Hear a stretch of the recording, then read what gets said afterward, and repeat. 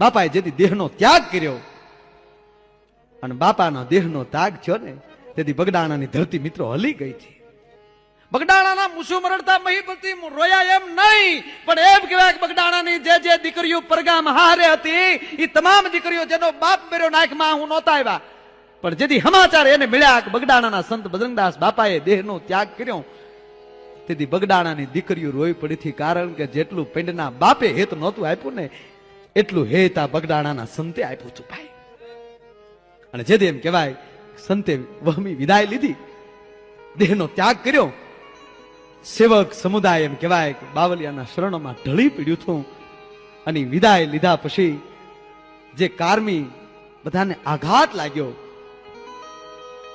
પણ સંતનો દેહ જાણે એમ કેતો હોય કે વાલા કોઈ રોહોની બાપ, હું તો દેહનો ત્યાગ કરું છું પણ હું તો કાયમ તમારી ભેળો છું. અને પછી એમ